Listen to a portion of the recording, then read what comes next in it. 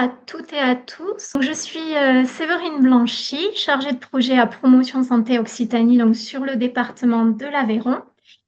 Nous sommes ravis de vous accueillir aujourd'hui pour la matinale prévention et promotion de la santé auprès des personnes en situation de handicap. Et j'ai le plaisir de co-animer cette matinale avec mes collègues, donc Manon Crochard, chargée de projet et référente sur les Pyrénées-Orientales, ainsi que Céline Grimaud, qui est chargée de mission donc au CODES 34. Cette matinale est réalisée grâce au soutien précieux, soutien technique de Angèle Nicole et de notre coordinatrice du DRAPS, qui est Christine Rouland. Voilà, et donc aujourd'hui, nous sommes ravis d'accueillir 4 intervenantes pour la thématique qui nous réunit aujourd'hui, donc autour de la prévention et de la promotion de la santé des personnes en situation donc, de handicap. Nous débuterons donc l'intervention avec Madame Nelly Dekit, qui est médecin évaluateur à la MDPH de la Moselle, qui nous proposera des éléments de contexte et d'éclairage autour donc, de cette thématique. Nous aurons ensuite une intervention de Marie-Aude Lebaron, qui est chargée de mission à Coactis dans la santé et qui évoquera le développement d'outils et de supports accessibles pour favoriser l'éducation et la santé et l'accès aux soins pour tous. Nous aurons également l'intervention de Elsa Dou, qui est chargée de projet Handigynéco Occitanie et en lien avec le centre de ressources Intimagir, non, qui est sage-femme, pardon, et de Jeanne Besson, qui est ergothérapeute sur le dispositif Cap Parents. Voilà. Et en deuxième partie, donc ça sera en première partie. Les interventions de nos experts seront en première partie. Et en deuxième partie, on aura un échange en fait, hein, et vous pouvez donc poser toutes vos questions via le chat qui seront donc ensuite retranscrites oralement par mes collègues Céline et Manon. Et voilà, et donc maintenant, je vais laisser la parole à Madame Dekit et l'équipe du DRAPS vous souhaite une belle matinale. Merci Séverine. Et permettez-moi donc d'abord d'adresser tous mes remerciements au DRAPS Occitanie qui me permet de partager avec vous des éléments de connaissance, mais aussi tout un ensemble de questions qui ne manqueront pas manifestement d'être suscitées par nos interventions unes et aux autres. Je remercie aussi tout spécifiquement Manon Crochard et Céline Grimaud pour leur compréhension du sujet de cette matinale, parce que ça s'adresse aux femmes et aux hommes en situation de handicap. Même si certains dispositifs sont plus spécifiquement destinés aux femmes, la notion de parentalité finalement permet ce regroupement. Alors, je ne suis pas du tout une grande habituée de ce type de formation. Je ne suis pas rompue aux interventions en visio, je ne fais que des réunions et c'est sûr que je préfère de beaucoup le présentiel avec toutes les interactions que ça peut susciter et permettre. Mais je vais essayer quand même de partager avec vous le grand plaisir que j'ai de parler de la prévention et de la promotion de la santé parce que ça a été mon fil rouge pendant tout mon parcours professionnel. Comme vous le voyez, peut-être de loin, je suis déjà un très vieux médecin, mais toujours actif. J'ai été pendant plus de 25 ans gynéco-obstétricienne chirurgien dans un hôpital public et directeur technique d'une école de sages-femmes. Puis j'ai été pendant 10 ans directeur de la PMI dans 2 départements différents. Puis ensuite, j'ai été pendant pas loin de 10 ans médecin inspecteur en santé publique au sein de l'Agence régionale de santé du Grand Est, direction médico-sociale, puis direction de la stratégie. Et maintenant, je suis retraitée active, médecin évaluateur à mi-temps au sein de la maison départementale des personnes en situation de handicap et non pas handicapées. C'est un souci de sémantique parce que en situation de handicap, ça met tout de suite la notion d'environnement aux problèmes du handicap, donc maison départementale des personnes en situation de handicap de la Moselle. Et d'emblée, je vais demander à Manon de nous parler, parce que ça va me permettre de commencer mon propos, de nous donner la première slide de... Voilà. Alors, je dirais qu'on a beaucoup évolué grâce à une loi historique, une loi qui instaure les bases d'une société plus inclusive, qui garantit les droits des personnes en situation de handicap. C'est la loi de 2005 pour l'égalité des droits et des chances, la participation et la citoyenneté des personnes en situation de handicap. Alors, c'est pas à dire qu'il n'y avait rien eu auparavant. Non, il y a eu des lois, et en particulier la loi de 75 qui commençait à voir les répercussions sociales et essayer de les diminuer, les effacer par rapport aux personnes en situation de handicap. Mais cette loi de 2005, par cette notion d'égalité des droits et des chances, et à l'extrême, on pourrait se poser la question, mais pourquoi fait-on une matinale spécifique pour la prévention et la promotion de la santé des personnes en situation de handicap? Elles ont les mêmes droits que tout un chacun. Et d'ailleurs, on va y revenir. Manifestement, on est tous ou on sera tous confrontés un jour ou l'autre au handicap, que ce soit directement, que ce soit par son environnement proche, que ce soit en tant que professionnel. On va le revoir et on le verra avec Marie-Aude Le Baron. Il y a plus de 10 millions de personnes en France qui sont en situation de handicap. Je vous donnerai quelques chiffres. Et c'est vrai que, obligatoirement, quel que soit le professionnel, un jour ou l'autre, il se retrouve avec une personne qui a plein de questions parce qu'en dépit des lois, et celle-là, elle est magnifique, manifestement, vous le savez, et c'est pour ça certainement que vous êtes là, ben, c'est pas si simple que ça quand on est en situation de handicap, d'une part d'accéder aux soins, et qui plus est d'accéder à de la prévention et à de la promotion de la santé. On le voit, il y a tout un ensemble d'adaptations à mettre en place et qui ne sont pas toujours encore mises en place, mais je pense que vous ne manquerez pas de nous questionner à ce sujet. Alors, par ailleurs, il y a eu quand même d'autres lois. La loi de 2016 qui a rajouté, qui était relative à l'adaptation à la société au vieillissement, système d'information harmonisé, et puis les maisons départementales de l'autonomie. Et dans la loi sur la modernisation de notre système de santé, le déploiement de la démarche Une réponse accompagnée pour tous, la RAPT, je pense que je pourrais vous en reparler un tout petit peu à la fin de mon propos, et le dispositif d'orientation permanente qui est un des éléments de la RAPT. Alors, retenez simplement sur la réponse accompagnée pour tous qu'on a eu la chance effectivement d'avoir des personnes qui ont réfléchi à la suite de mise en situation extrêmement délicate. C'est l'histoire d'Amélie Loquet en 2013. Denis Pifteau a fait un rapport, je suis sûre que beaucoup d'entre vous le connaissent, Zéro sans solution, c'est-à-dire personne au bord du chemin, dans tous les cas de figure, une possibilité d'améliorer le parcours et de ne laisser personne sur le bord de la route. Alors, quelques chiffres, si vous le voulez bien. Comme je le disais tout à l'heure, on sera tous, directement ou non, confrontés au problème du handicap. Mais alors, outre les chiffres, qui donnent, l'adresse donne 14,5 millions de personnes de 15 ans et plus vivant à domicile qui ont rapporté une limitation fonctionnelle sévère. Et 5,4 millions, 10%, qui déclarent être fortement restreints dans des activités essentielles. Nous, ce que nous appelons au niveau de la MDPH, les actes de la vie quotidienne, c'est-à-dire des choses basiques. Vous voyez, 10%. Alors, si en plus de ça, on dit que, comme c'est écrit, que les personnes en situation de handicap ressentent et sont en moins bonne santé que les personnes normales, 54% versus 7%, et que quand on parle de recours aux soins, eh bien, elles déclarent plus souvent avoir besoin que l'ensemble de la population, mais malheureusement sont souvent plus nombreuses à y renoncer. On voit bien que les inégalités sont importantes dans ce domaine. Alors, avant d'aller plus loin, parlons du handicap et revenons sur cette définition.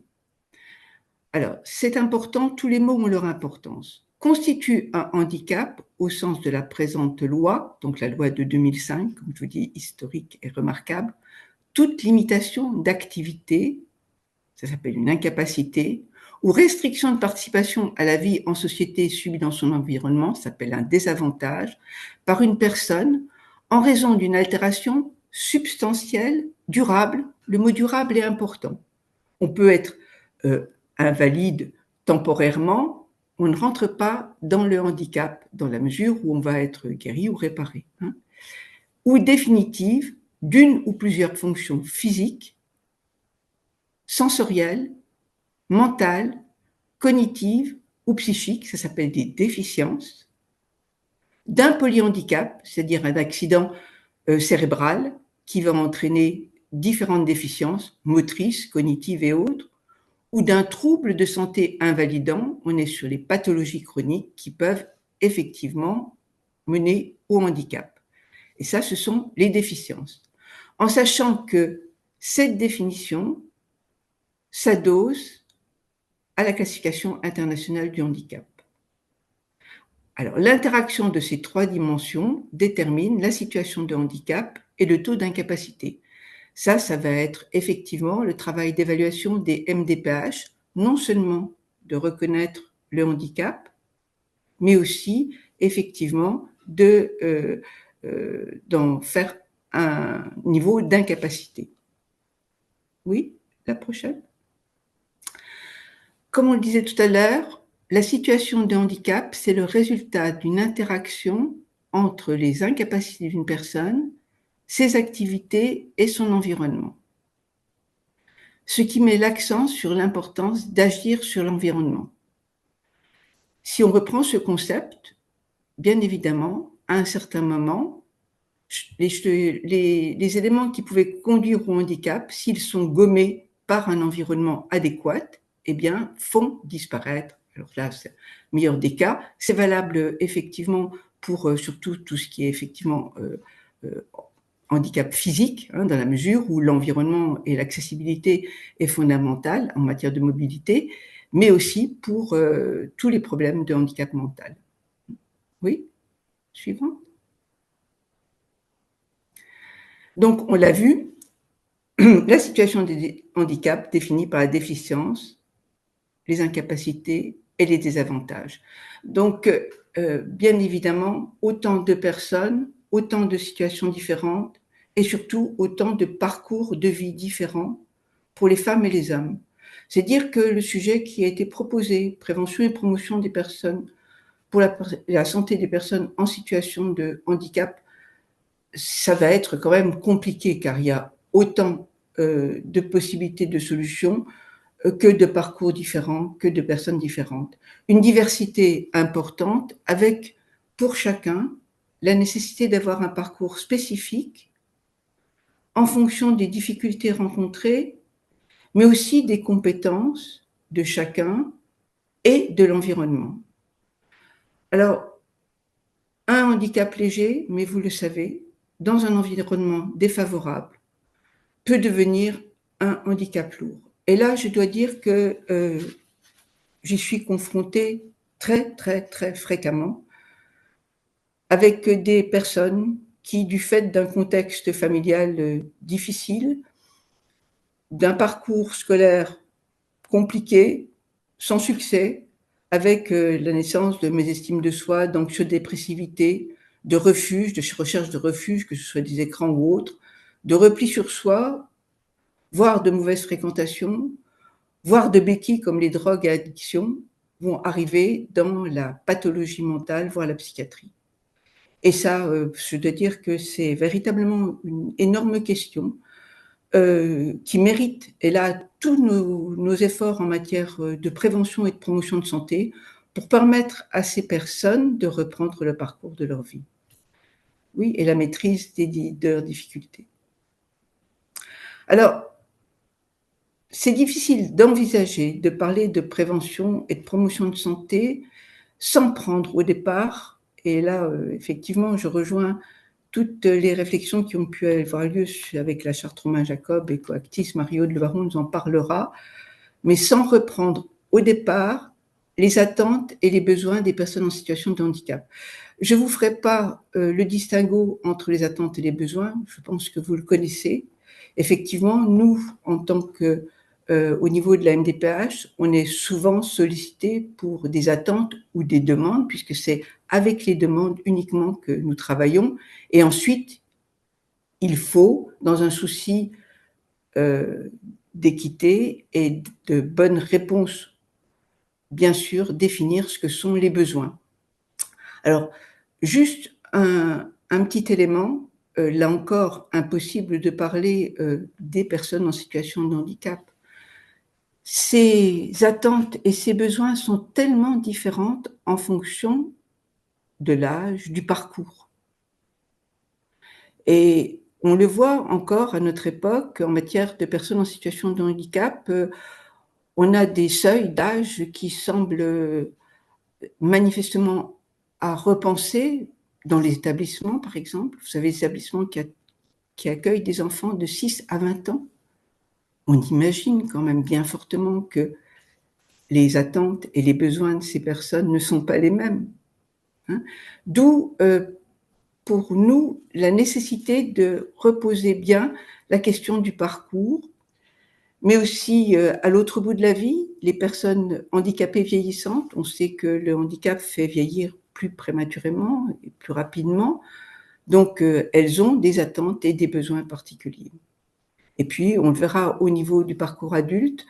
Alors, c'est vrai qu'au niveau des MDPH, on a l'habitude un petit peu de serrer les situations en fonction des âges, parce qu'il y a des choses qui sont structurantes dans le parcours de chacun. Quand on est jeune, effectivement, il y a la période avant 3 ans, ensuite la période 3 à 6 ans, puis 6 à 12 ans, où véritablement le scolaire est manifestement structurant, et puis ensuite, où on va être sur du scolaire, de l'instruction, mais aussi du projet de vie, et puis ensuite le parcours adulte, où normalement on s'insère dans la société, on travaille, on a une famille, et puis le parcours de la personne âgée. Alors au niveau des attentes et des besoins, ils sont les mêmes.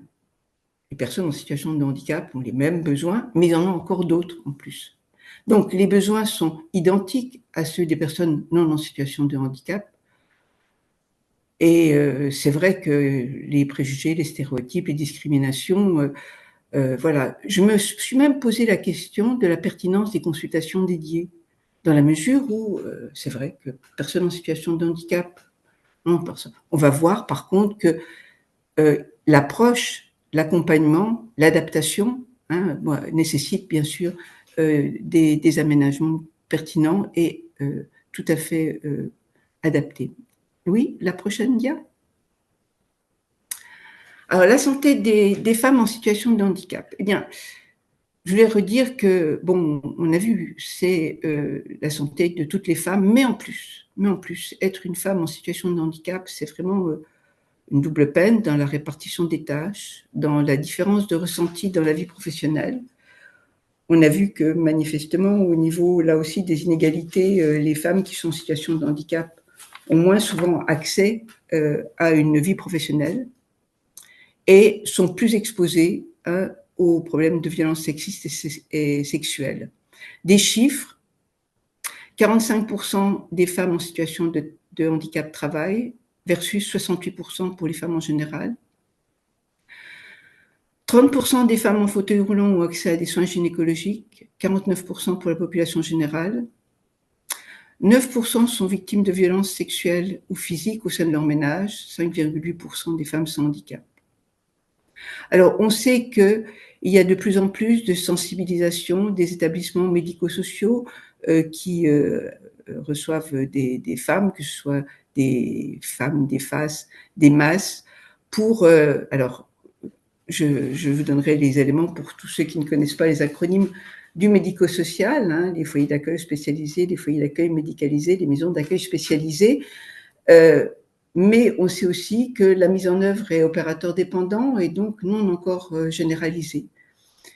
Et là, Marie-Aude Le Baron en reparlera. Il y a véritablement une inégalité d'accès aux soins pour les femmes en situation de handicap. Et c'est vrai qu'on ne peut qu'applaudir à tout ce que fait Coactis à ce sujet et les autres intervenantes. Oui, suite.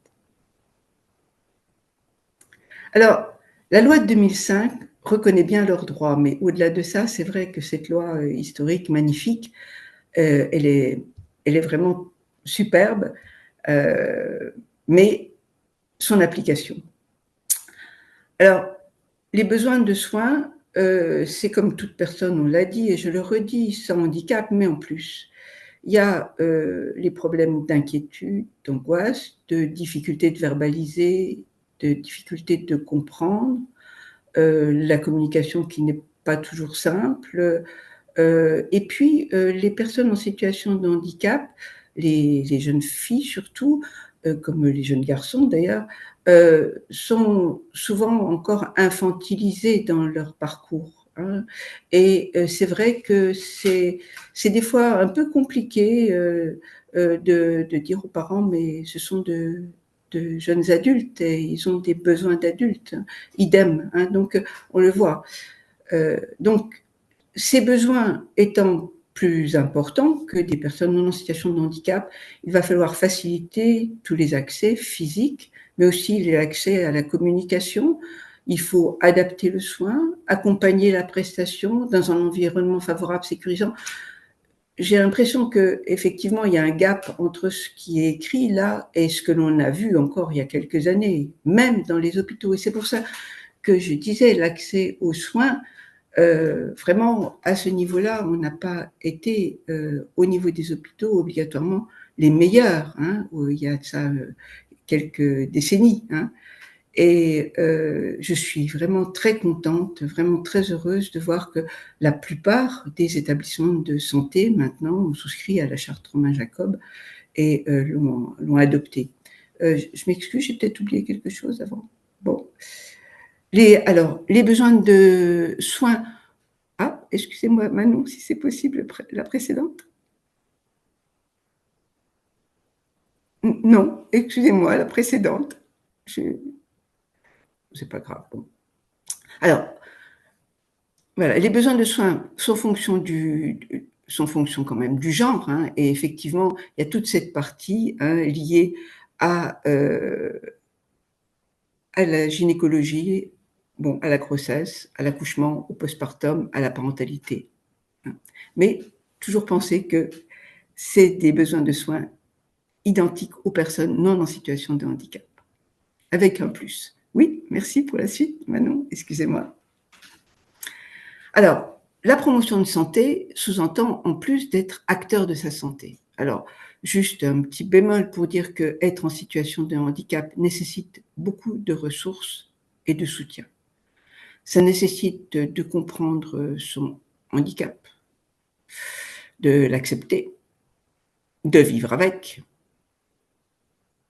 de développer des capacités pour contourner ou dépasser ses déficiences, pour vivre au mieux avec, c'est un raccourci, un sérieux équilibre mental, une grande énergie, un accompagnement sans faille, des outils adaptés à sa situation et relayés par des professionnels compétents.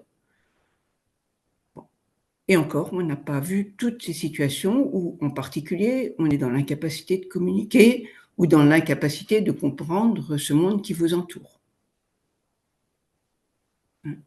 Donc, beaucoup de choses. Alors, ça évolue bien dans le monde du handicap, la communication augmentée, tout plein de choses qui se mettent en place, en particulier avec aussi les nouveaux outils. Mais il y a encore du chemin à faire et sûr que rien ne remplacera jamais la main posée sur celle de l'autre pour l'aider à avancer. La suite, Manon? Oui, alors je sais que Mario va en parler beaucoup, la charte Romain Jacob, mais je ne peux pas manquer de noter cette possibilité que j'ai eue de connaître Pascal Jacob, donc un grand pionnier hein, qui a fait largement avancer les choses et en particulier l'accès aux soins pour les personnes en situation de handicap. Et on est très heureux de relire que dans cette charte Romain Jacob, la première chose qu'on attend, c'est l'expression des besoins des personnes concernées. Car qui mieux qu'elles peut vraiment dire ce dont elles ont besoin? Ensuite, organiser l'accès aux soins et à la prévention, valoriser l'accompagnement, il est indispensable.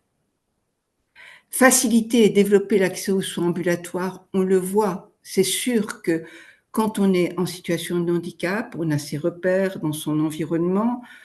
Être hospitalisé, c'est un changement, un bouleversement, quelque chose difficile à vivre.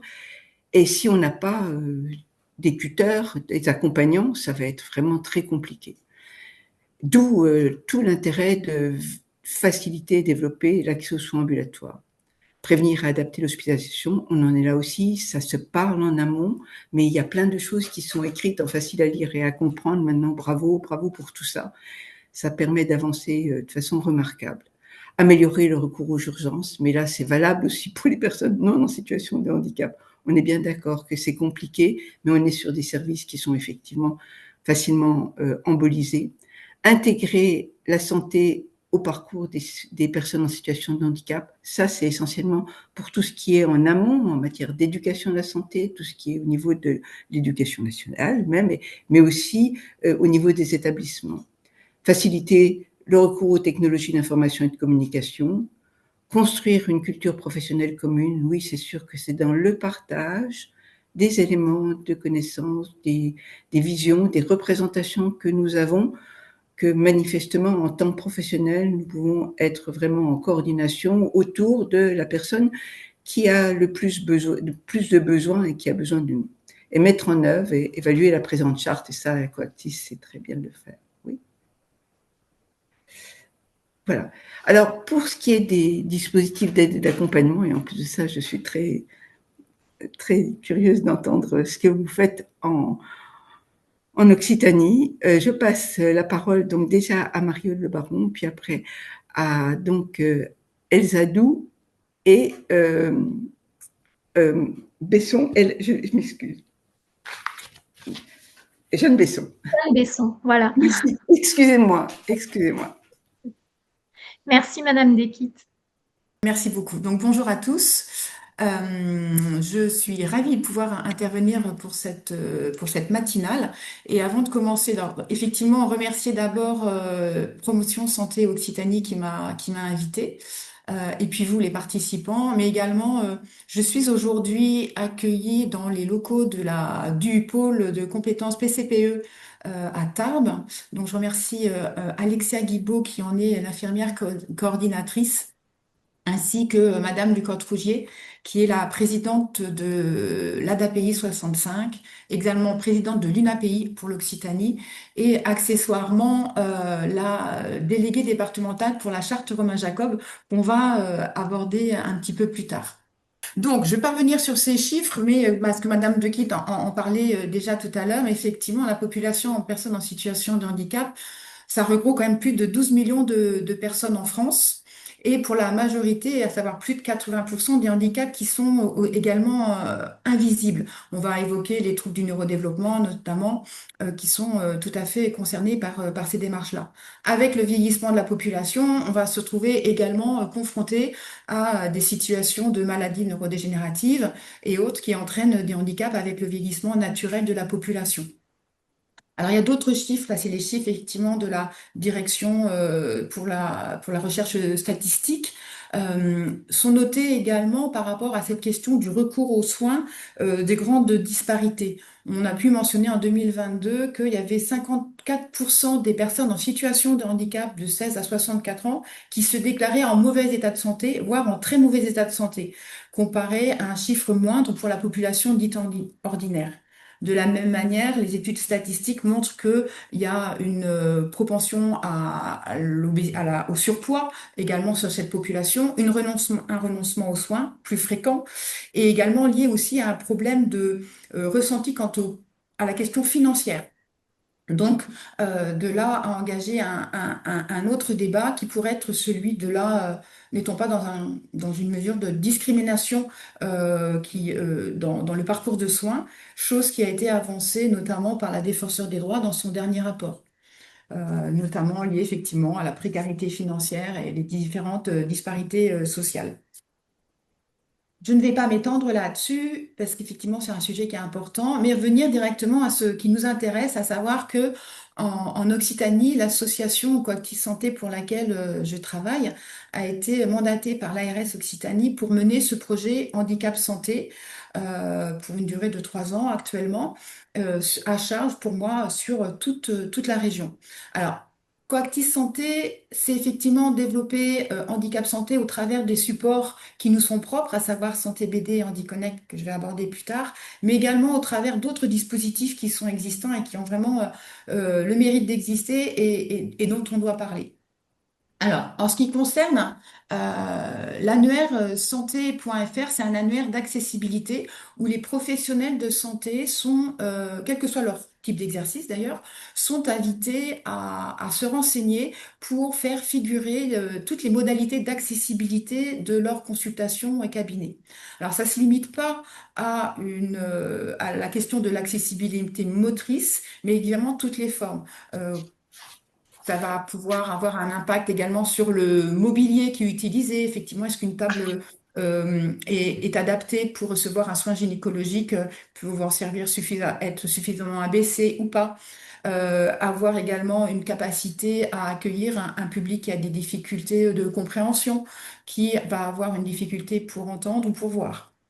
Donc là, tous les professionnels sont invités à se renseigner sur cette thématique.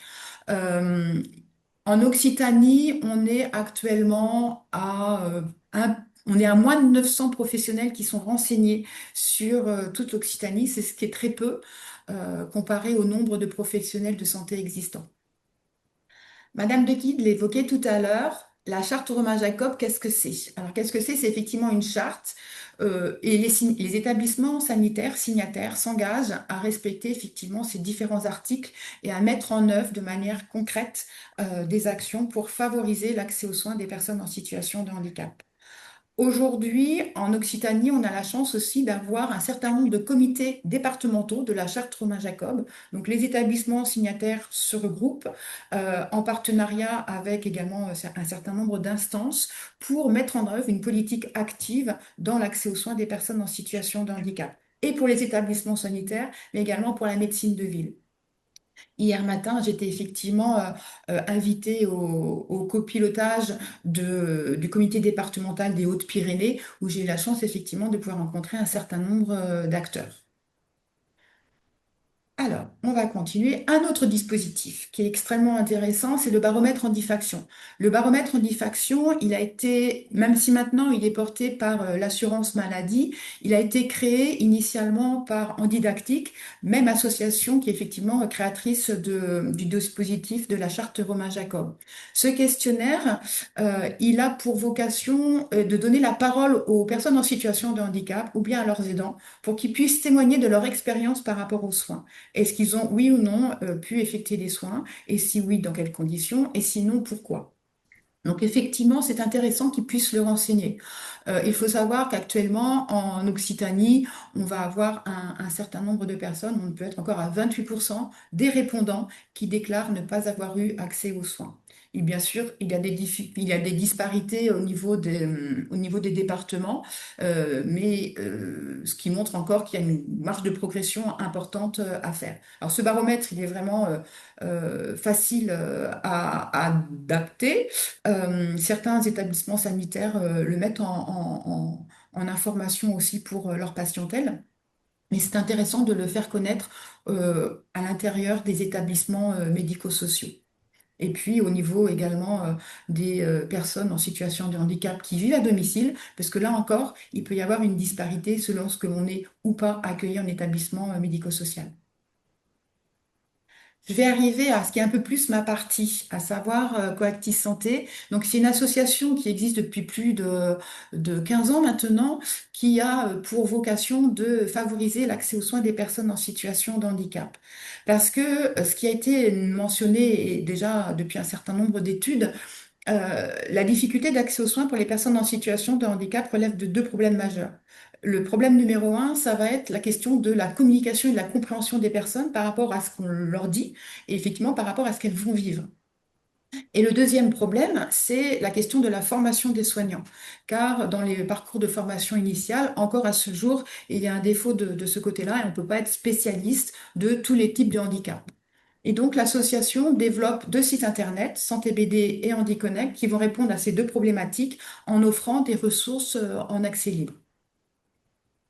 Alors, je vais commencer par faire un point, voilà, sur Santé BD. Santé BD, il est un petit peu plus connu et surtout effectivement dans le monde médico-social. Je sais que tous les participants en font partie. Effectivement, parce que c'est un transverse en fait. C'est aussi un support qui va servir autant à la maison que dans un établissement médico-social, que dans un cabinet libéral ou à l'hôpital.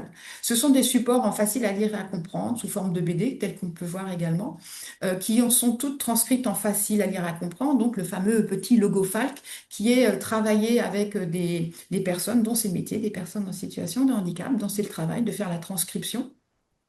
Et puis, comme vous pouvez le voir, on peut aussi également sur la BD choisir son personnage pour l'adapter en dynamique à la personne à qui le support va être dédié.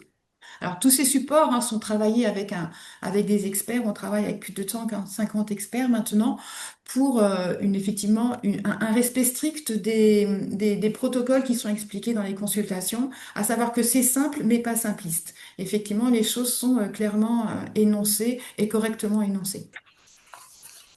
Alors, on aborde plein de thématiques différentes. Là, c'est effectivement sur ce que l'on peut vous proposer. Et plus dernièrement, voilà, les dernières BD qui ont été mises en ligne sur Santé BD depuis moins d'un trimestre concernent effectivement le papillomavirus, la sentimentale, la radiothérapie, comme vous le voyez, mais il y en a encore beaucoup d'autres qui sont en préparation. Pour l'accès aux soins des personnes en situation de handicap, ça a déjà été évoqué tout à l'heure, ça va être effectivement comment est-ce que l'on comprend le soin que l'on va vivre. Et ça peut être quelquefois difficile, délicat, et d'avoir pu être dans une démarche d'habituation aux soins, d'avoir anticipé quand cela est possible sur un examen qui va avoir lieu, c'est tout à fait rassurant. Et ça permet à la personne d'arriver dans une posture beaucoup plus détendue, donc confortable pour elle-même, mais également pour les aidants, accompagnants et pour le professionnel de santé qui va faire son travail. Alors, on va avoir un petit focus tout à l'heure sur le travail qui est fait par le dispositif Handigynéco Cap Parents. Et pour ce faire, nous, on propose également un certain nombre de supports tels que ceux que vous avez à l'écran, qui vont aborder non seulement la question effectivement de l'évolution du corps au travers de la puberté, mais également tout le parcours vers la contraception, les IST et le suivi gynécologique également. Un focus important, ça va être la question des maltraitances. Madame De Guide a également parlé de ce surcroît de difficultés que les femmes en situation de handicap peuvent rencontrer dans leur parcours de vie, avec des situations de maltraitance. Et le fait d'avoir des supports de communication alternatifs tels que ceci permet d'enclencher une discussion sur ces thématiques.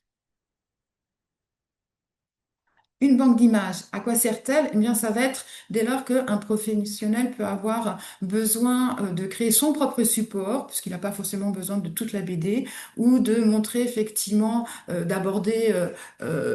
faire un affichage particulier et individualisé pour une personne, il va pouvoir utiliser une banque d'images.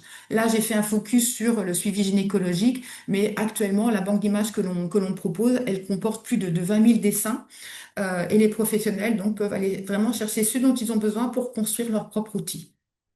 Alors, qu'on soit sur le gynécologie, mais qu'on soit sur la santé bucco-dentaire, l'activité physique adaptée ou le parcours cancer, on a également la banque à disposition.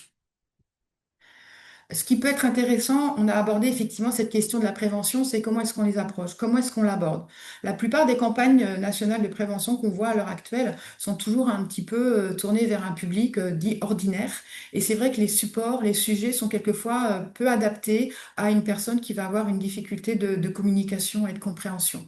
Alors là, on a fait effectivement un certain nombre de messages de prévention. On a notamment une BD sur la mammographie avec un poster sur la mammographie et également une vidéo sur la mammographie. Donc, dans la démarche de prévention, dépistage des cancers du sein, c'est des supports qui sont facilement exploitables, utilisables auprès des personnes dès lors qu'on est dans un dépistage pour les personnes en situation de handicap. Donc voilà, comme je vous le disais, on a actuellement plus de 21 vidéos qui sont en ligne, euh, pareillement en accès libre, pour favoriser la compréhension des examens qui vont avoir lieu. Alors actuellement, moi je suis en train de travailler aussi avec le CRCDC pour une diffusion auprès de l'ensemble des centres d'imagerie de toute la région d'un kit ressources sur regroupant tous les actes d'imagerie médicale. Le deuxième axe, je fais un petit peu vite, excusez-moi. Le deuxième axe, HandiConnect, donc s'adresse plus spécifiquement aux professionnels de santé. Mais on se rend compte effectivement que dans les établissements médico-sociaux, ça peut être fort utile également pour renseigner aussi sur certaines spécificités, les nouveaux professionnels arrivant, les stagiaires, les services sanitaires qui peuvent entrer dans un établissement médico-social. Donc, HandiConnect propose trois choses différentes. La première des choses, effectivement, ce sont des fiches conseils et je vais vous en apporter un exemple tout à l'heure. On est à plus de 90 fiches maintenant pour aborder des thématiques liées au handicap, mais également des formations et le recours à une expertise également gratuite. Alors, pour ce qui concerne les fiches conseils, on est donc, comme je vous le disais, à plus de 90 fiches maintenant, avec une entrée ou par typologie de handicap, les différents troubles neurosensoriels, du développement, pardon, troubles sensoriels, le polyhandicap, les épilepsies sévères, handicap moteur, handicap psychique, et puis une entrée qui peut se faire par problématique, et dans ce qui nous intéresse pour le handigynéco, le suivi gynécologique, bien sûr, mais on a également développé plus récemment tout un volet sur le vieillissement, puisque c'est effectivement, comme le disait Madame de Guide en introduction, on a aussi une population de personnes en situation de handicap qui vieillissent avec des particularités qui sont différentes de la gériatrie habituelle. Alors, une fiche conseil, je vous ai mis en exemple celle-ci, puisque là, pour le coup, ça s'adresse vraiment à tous les professionnels de santé. On veut effectivement pouvoir encourager également l'accueil dans le milieu ordinaire, être dans un espace de santé inclusif. À savoir que donc la population, personnes en situation de handicap, doit pouvoir aller chez n'importe quel médecin généraliste, médecin traitant, pour se faire soigner. Et il est peut-être important de rappeler effectivement aux professionnels, ben, d'une part, la législation qui concerne cela. Donc, accueillir un patient en situation de handicap, ben, comment est-ce qu'on peut adapter sa consultation, le soin. Et également, on a une fiche qui est spécifique sur les cotations particulières et les valorisations des actes en fonction effectivement des spécificités qui peuvent se rencontrer chez certains spécialistes. Donc l'idée que l'on a au travers de ces fiches, c'est d'apporter vraiment un complément d'information, voilà, celle dont je vous parlais à l'instant, d'apporter un complément d'information pour que le professionnel puisse adapter sa pratique, sa posture à la personne qui va recevoir. Donc là, j'ai fait encore un petit focus sur les thématiques plus liées au suivi gynécologique des femmes en situation de handicap. Et l'ensemble de ces fiches, vous pouvez donc les retrouver sur le site en libre accès. Chose qui peut être intéressante pour les professionnels, on met à disposition ces kits ressources. Il y en a un en préparation encore qui va être le kit personnes handicapées vieillissantes qui devrait sortir la semaine prochaine. Donc sur à l'intérieur des kits, excusez-moi, on regroupe d'une part tout ce que Santé BD propose et HandiConnect propose sur une même thématique, que ce soit comme vous voyez le parcours en cancérologie, la santé bucco-dentaire ou la vie affective et sexuelle. Pour terminer, on propose également aux professionnels de santé un certain nombre de webinaires. Là, c'est tout le catalogue qui est proposé et qui est aussi accessible en replay. Ce sont des webinaires d'une heure auxquels on peut participer simplement sur inscription et gratuit, bien évidemment, qui vont aborder ces différents thèmes que vous avez pu voir. Le prochain est fixé au mois de décembre et va porter notamment sur l'activité physique adaptée. Pour les personnes qui sont inscrites à la newsletter de Coactive Santé, ils recevront bientôt l'information pour pouvoir s'inscrire dans les temps, y participer ou être informés du replay qui sera proposé. Donc voilà, handicap santé, je vous ai présenté effectivement ce que l'association propose largement au niveau national, voire international, puisque maintenant nos supports sont utilisés différemment dans le monde.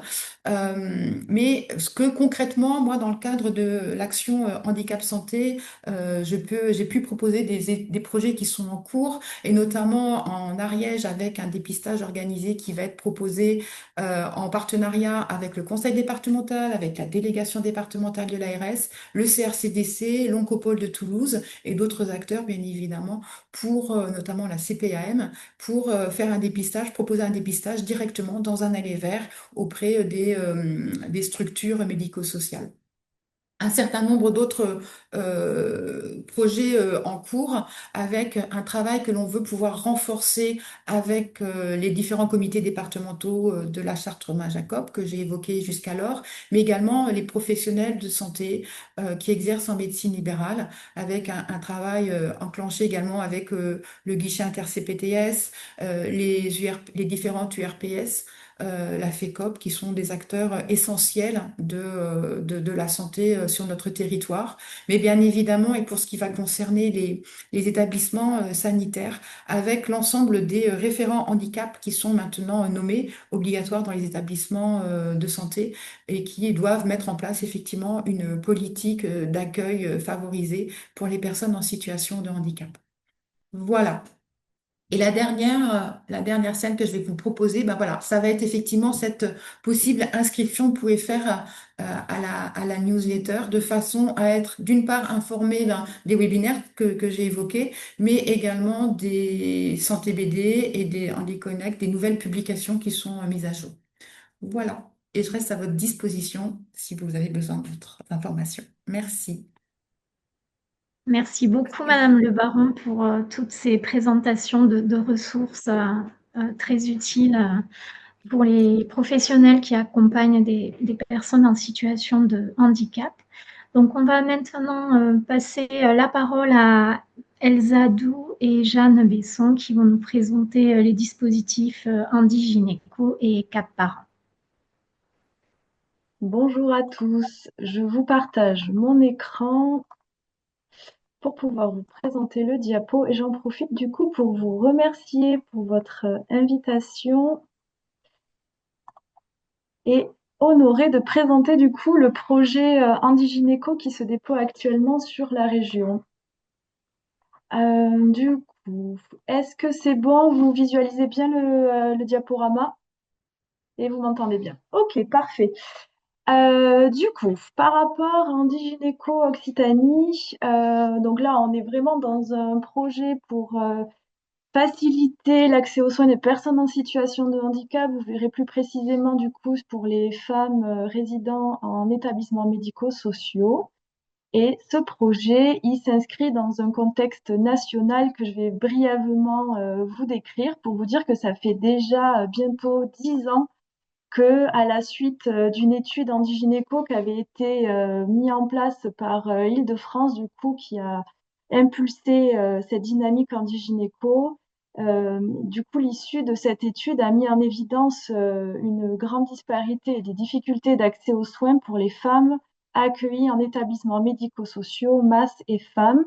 Donc, les chiffres montrent que 65% des femmes ne bénéficient pas d'un suivi gynécologique régulier et que 75% d'entre elles n'ont jamais eu de mammographie, 25% d'entre elles n'ont jamais eu de frottis et que 25% des femmes interrogées ont déclaré avoir subi au moins un cas de violence. Donc, cette étude a permis en tout cas de déployer en Île-de-France le projet Handigynéco qui était vraiment une étude, enfin, une action d'aller vers pour pouvoir et d'une part faciliter l'accès aux soins, permettre des consultations adaptées au sein des établissements pour, euh, pour améliorer les suivis gynécologiques. Et ensuite, pour la partie violences sexistes et sexuelles, permettre aussi d'aborder lors d'ateliers de sensibilisation, en tout cas aborder ces thématiques-là et à destination des résidents et des résidentes et à destination des professionnels pour vraiment lever le tabou et renforcer la prévention. Donc ça été à l'issue de cette étude où ça s'est déployé en Île-de-France. Et le Covid est passé par là. Il a fallu attendre encore quelques années pour que le dispositif se déploie en Bretagne et en Normandie en 2022 et 2023. Et c'est en 2024 que le déploiement national, certes hétérogène, est arrivé donc en Occitanie. Et donc là, le projet a été lancé depuis l'année dernière et la chargée de projet, donc du coup, Laurent Garcia Cousteau, est arrivée il y a un an, quasiment jour pour jour. Et donc là, ça fait un an que ça se déploie en Occitanie. On va y revenir dessus plus précisément. Et pour vous rappeler du coup que c'est quand même un projet qui s'inclut dans une politique nationale et qui s'inscrit du coup dans la stratégie nationale de santé sexuelle de 2017-2030 et que cette année il y a eu l'amendement à la loi de finances de la sécurité sociale du coup qui a été adopté dans le texte final. Donc ça évolue progressivement, mais bientôt ça va faire 10 ans du coup à l'issue de la première étude. Donc, Handigynéco Occitanie, c'est porté par l'ARS. Ça a vraiment pour but du coup d'améliorer l'accès aux soins gynécologiques et de prévention en santé sexuelle des femmes en masse et en femmes, donc maison d'accueil spécialisée et foyer d'accueil médicalisé. Et le déploiement régional est propre du coup à chaque région. Et nous, on a eu une volonté d'un déploiement progressif sur les 13 départements. Comme vous pouvez voir sur la carte, on a commencé avec les 3 premiers départements du 31, du 09 et du 82, où il y a eu déjà une formation des sages-femmes. Et là, on a commencé à faire des consultations dans ces 3 départements que vous voyez en bleu. Progressivement, on va aller dans le 34 et dans le 30. Et ensuite, on a regroupé le Lot, l'Aveyron, la Lozère et le Tarn ensemble, qui viendront couvrir du coup 2026 pour permettre l'accès aux consultations. Et il y aura l'Aude et le 66 et 32-65 ensemble. Donc l'idée, effectivement, c'est pour permettre l'accès aux soins gynécologiques, ça va être grâce à cette démarche d'aller vers, par les sages-femmes libérales qui ont été recrutées en amont, qui auront été volontaires, qu'elles participent à une formation qui permette du coup de les sensibiliser au handicap, de les familiariser au domaine médico-social pour qu'elles puissent intégrer leurs pratiques de façon adaptée. Et qu'ensuite, il y ait des partenariats pérennes qui se créent entre ces sages-femmes libérales avec lesquels on aura à parier avec les établissements qui, eux aussi, se sont portés volontaires pour participer au projet. Et en tout cas, qu'il puisse ce partenariat être pérenne quand le projet Handigynéco, du coup, il y aura une substitution par ce partenariat. Donc, je rappelle vraiment pour cibler que le public au niveau des établissements médico-sociaux, c'est MAS et c'est femmes. Et ensuite, et par les interventions, par les consultations et par les ateliers, on touche tous les résidents et les résidentes de ces établissements, mais aussi les professionnels des structures. Donc, par rapport au paysage du projet, donc le projet il est impossible à mener sans les sages-femmes libérales qui sont volontaires et qui vont venir du coup en démarche d'aller vers faire les consultations et mener les ateliers au sein même des établissements médico-sociaux. Ces établissements médico-sociaux, du coup, ont créé des partenariats aussi avec les organismes gestionnaires de toute la région. Et les équipes de direction et les équipes médicales et éducatives s'engagent, par exemple, en nommant un référent gynéco pour permettre ce partenariat. Mais ce projet, il est pas faisable non plus sans l'ARS, du coup, qui est notre porteur en financement. Et ensuite, on est soutenu par l'URPS des sages-femmes et l'ordre départementaux. Par rapport à Indigynéco, du coup, moi, je suis sage-femme référente, mais c'est Laurent Garcia Cousteau, du coup, qui est la chargée de projet, comme je vous disais, qui chapeaute tout ça depuis l'année dernière. Et ensuite, on est soutenu par une directrice qui est conjointe à Indigynéco Cap Parent, que Jeanne présentera tout à l'heure, et Intimagir, qui porte du coup les questions de la vie intime, affective et sexuelle, et aussi des luttes contre les violences. Donc Indigynéco s'inscrit dans un accompagnement évolutif qui va permettre du coup de soutenir les sages-femmes et de travailler le partenariat avec les établissements médico-sociaux et de permettre cette formation qui est destinée aux sages-femmes. Donc tout ça, ça se met en place dans un écosystème de partenaires issus du territoire. Et autant on touche le réseau des professionnels du sanitaire, mais aussi de tous les partenaires experts sur les questions de vie affective et sexuelle, mais aussi pour les violences sexistes et sexuelles dans le domaine du handicap. Donc, pour vous décrire un petit peu notre action, les consultations gynécologiques, pour qu'elles soient le plus adaptées et favoriser du coup l'accessibilité. Déjà, le fait de permettre une démarche d'aller vers limite complètement toute l'anxiété, les difficultés du coup de se mobiliser.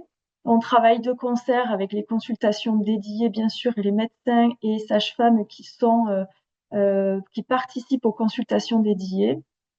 Et au sein même du coup de ces établissements, on pense ces consultations en 3 temps.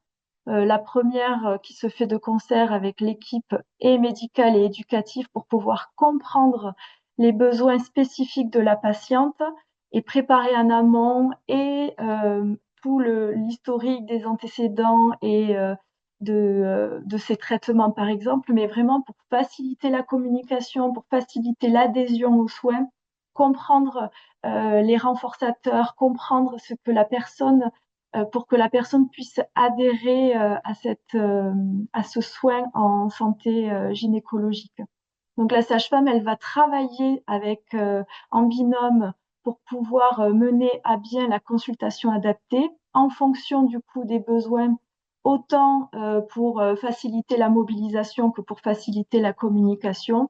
Et bien sûr, on n'oublie pas qu'on reste dans le domaine de la santé sexuelle, mais il y a aussi le volet du dépistage des violences, vu qu'on sait que ce sont des patientes qui sont beaucoup plus à risque de subir des violences.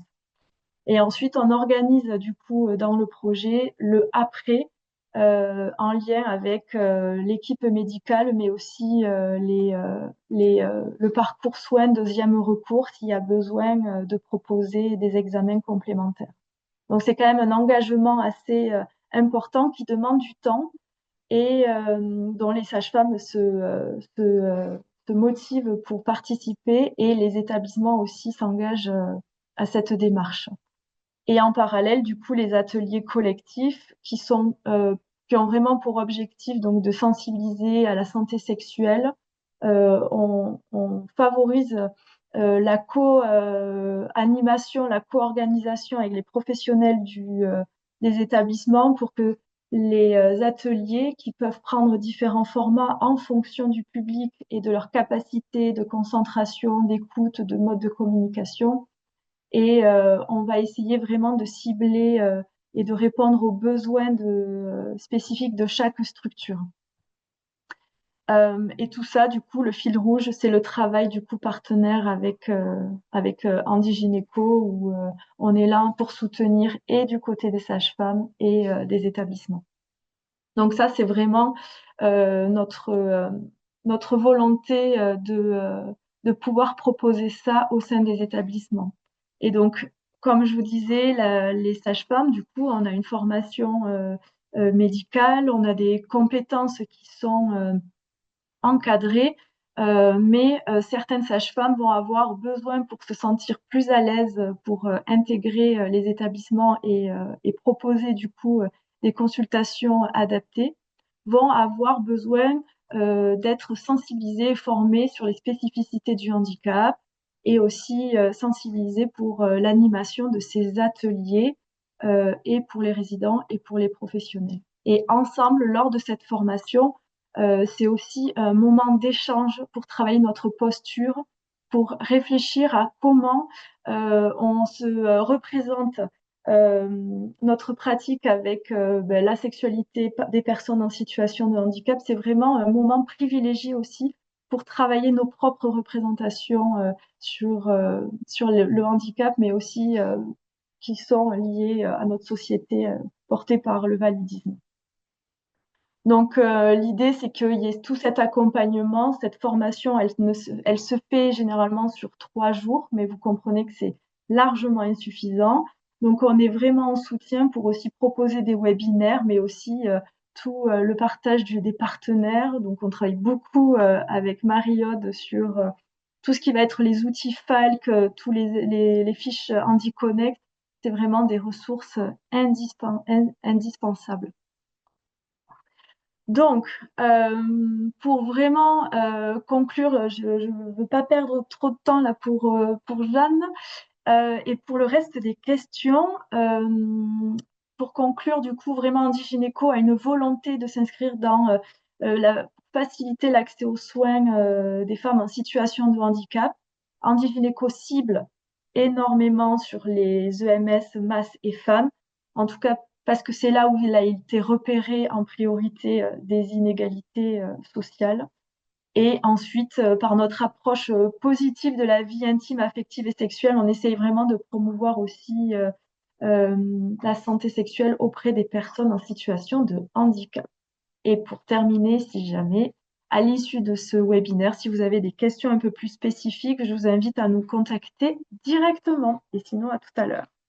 Merci. J'espère que ça a été pour vous et je laisse la parole du coup à Jeanne. Oui, merci Elsa. Du coup, je prends le relais. Je vais partager mon écran. Hop. Et si je ne vois pas d'agitation, j'en conclus que tout fonctionne. C'est le cas. C'est parti. Donc, bonjour à toutes et à tous. Donc, je remercie le DRAPS pour cette invitation. Donc, moi, je suis Jeanne Besson. Je suis ergothérapeute au sein de Cap Parents Occitanie. Donc là, je vais vous présenter le dispositif Cap Parents, qui est un nouveau dispositif. Dispositif qui est sorti en 2021, qui est effectif en Occitanie depuis 2023. Pardon, 2024, pardon, excusez-moi. Donc, les Cap Parents ont un financement de l'ARS et il y a une volonté nationale de développer les Cap Parents, à savoir qu'il y a un Cap Parent, voire même plusieurs Cap Parents par région. Donc, Cap Parents Bretagne, PACA, Corse, il y en a par région. Les Cap Parents, donc, sont le sujet de Cap Parents, c'est vraiment les parents en situation de handicap. Donc, ce n'est pas les enfants en situation de handicap, mais c'est vraiment la parentalité en situation de handicap, tout type de handicap, handicap de naissance, acquisition du handicap au cours d'une vie. Madame de Quid, j'espère que je prononce bien le nom, a bien dit que voilà, des personnes seraient confrontées au handicap au cours de leur vie.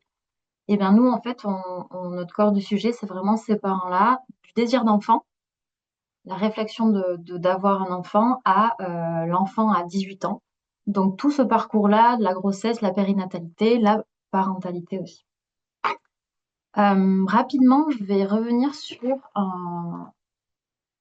le cadre législatif. Je vais passer rapidement parce que vous m'avez prémâché le travail, les collègues, je vous en remercie sagement. Donc la loi de 2005 que je vais passer très brièvement parce que voilà, on en a plusieurs fois abordé.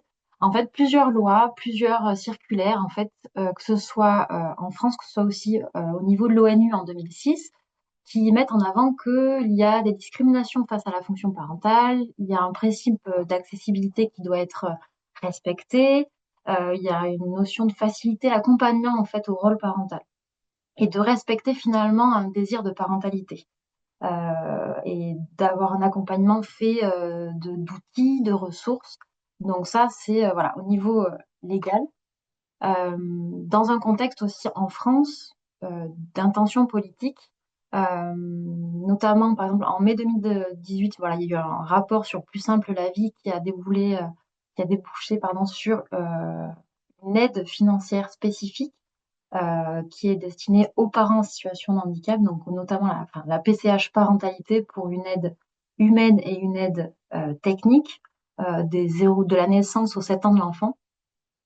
Et en fait, toutes ces lois autour du handicap, il faut les mettre en lien aussi avec toutes les intentions politiques concernant la parentalité. Il y a eu des politiques nationales sur le soutien à la parentalité, sans même notion de handicap, mais en fait, ces notions de handicap-là, elles sont ressorties dans ces rapports. Le rapport des 1000 premiers jours, les déciles moins par an, le dernier rapport en juillet 2022 sur le développement des bases d'habilité et des acteurs de soutien à la parentalité. Bon. Et en fait, de montrer en avant que oui, en France, il y a un besoin de soutien à la parentalité, et d'autant plus en fait quand on est en soutien de handicap. Donc nous, cas parents, en fait, on s'inscrit là-dedans. La création des cas parents est issue de toutes ces réflexions-là. En Occitanie, du coup, nous, on est porté par l'APF France Handicap ainsi qu'un comité de pilotage. Je vais aller très rapidement là-dessus. Vous aurez la diapositive pour étudier qui fait partie du comité de pilotage. J'insiste sur le fait que dans notre comité de pilotage, on a des associations de pères aidants. J'y reviendrai tout à l'heure, qui est vraiment un fondement important par rapport à une paire expertise. Donc, c'est des personnes qui sont en situation de handicap et qui amènent leur savoir expérientiel à notre service. Je vais le redévelopper ultérieurement. Alors, Cap Parents Occitanie, les portes d'entrée, les publics concernés, c'est les personnes en situation de handicap, forcément. Pas besoin de notification MDPH, tout ça. En fait, on prend le téléphone, le mail et on nous contacte. Si on a des questions, voilà, toute personne en situation de handicap, qu'importe le handicap moteur, sensoriel, maladie invalidante, peut nous contacter. Un exemple, je suis bipolaire, j'aimerais avoir un bébé. Je suis en fauteuil roulant et je me questionne sur les aides techniques. Bon, en ergothérapie, j'ai beaucoup de questions par rapport à ça. Je suis déficiente visuelle et en fait, j'aimerais bien avoir un lien avec mes échographies. Voilà, différents exemples comme ça. Les personnes en situation de handicap. Les professionnels également, des établissements médico-sociaux, des collectivités territoriales, de l'éducation nationale, les soignants, tout le milieu du sanitaire, peuvent nous contacter. J'ai des questions également par rapport au suivi d'une patiente qui est en fauteuil roulant par rapport à des complications qu'il pourrait avoir à l'accouchement. Je suis assistante sociale. Comment je peux faire en sorte que la personne que j'accompagne bénéficie de la PCH parentalité? Voilà, toutes sortes de questionnements. On s'adresse également aussi aux proches aidants, l'entourage, la famille, les conjoints, les enfants également, quand ils sont un peu plus grands, pour avoir du soutien, du relais, des informations. On couvre toute l'Occitanie. L'Occitanie, c'est 13 départements. On est une équipe de 5 personnes, à savoir 2 éducatrices de jeunes enfants, une psychologue, une sage-femme, donc ma collègue Elzadou qui s'est présentée juste avant. Donc elle a 2 casquettes, handigynéco et CAPA, et moi du coup ergothérapeute. Les missions que nous allons avoir sur ces 13 départements-là, c'est tout d'abord, c'est un soutien des dispositifs existants. Chacune, donc on n'est que des femmes, alors désolée, encore une fois, c'est la majorité féminine, mais chacune, on a une casquette qu'on va apporter du coup nos expertises, entre guillemets, pour soutenir vraiment les dispositifs qui existent sur chaque département. Que ce soit sur le versant administratif, sur le versant sanitaire, sur le versant du matériel, sur le versant pour émerger des compétences parentales, etc. Donc, on va être en soutien des équipes. On a un volet aussi de documentation et outils. Souvent, on entend des professionnels qui disent oui, mais il n'y a pas grand-chose qui existe sur la parentalité des personnes en situation de handicap. Et en fait, on a essayé, nous, de recouvrir tout ce qui est les outils, les documents, que ce soit en France, que ce soit des autres cas parents. Il y a des cas parents qui sont plus anciens, qui ont eu plus d'expertise. Donc, on a essayé vraiment de rassembler une base documentaire et d'outils qui est disponible sur le site internet de cas parents, ainsi qu'au Canada, aussi qu'en Belgique, parce qu'ils sont vraiment très en avance par rapport à nous. Donc, voilà, on a essayé de rassembler tout ça. Je fais un petit clin d'œil à Mariotte Le Baron, du coup, parce que on utilise très précieusement ces fiches Falk, tout ce qui est dispositif santé BD et HandiConnect qui nous servent beaucoup. Mais en tout cas, voilà, d'avoir de la documentation et des outils. On est vraiment dans un partage et documentation d'outils. On vous refusera pas de vous envoyer des supports. comme on a 13 départements, en fait, l'idée, c'est vraiment de tirer le côté positif d'avoir ce territoire qui est quand même énorme, c'est de faire de la mise en réseau et des partenariats, et on s'en rend compte notamment avec le milieu du médico-social et le milieu du sanitaire qui fonctionnent très bien en parallèle, mais des fois, en fait, quand on a des situations où des personnes en situation de handicap ben, sont transversales à ces deux milieux-là, et il faut que les professionnels puissent travailler ensemble. Et en fait, il y a une coordination qui va être assez complexe, mais qui est nécessaire parce que en fait, c'est pas les mêmes timings, c'est pas les mêmes abréviations. Si on parlait des femmes, des masses, des ESAT, etc. Mais côté sanitaire, ils ont d'autres abréviations que côté médico-social, ils ne partagent pas. Je vois ma collègue Elsa Dou qui sourit parce que typiquement, nous, dans l'équipe, ça, côté sage-femme et côté, par exemple, éducatif, et on s'est rendu compte qu'on n'avait même pas les mêmes vocabulaires. Il fallait qu'on s'accorde là-dessus pour justement aider à la coordination sur le terrain. La cartographie et l'annuaire sont importants parce que par département, en fait, il y a des ressources existantes. Je pense au COM 360, je pense aux dispositifs d'appui à la coordination, les DAC, enfin voilà, les APPV, etc. Et en fait, c'est d'informer les professionnels, les personnes concernées par, OK, dans votre département, il y a ça comme ressource, il y a ça comme ressource, il y a tel partenaire, il y a tel ergothérapeute en libéral qui est formé, il y a le Human Lab à Montpellier, il y a différentes ressources que vous pouvez utiliser justement pour soutenir votre projet de parentalité. Donc cette cartographie, elle est en lien avec Intimagir. Donc c'est je ne sais pas si vous voyez ma souris, mais en tout cas c'est en bas à droite.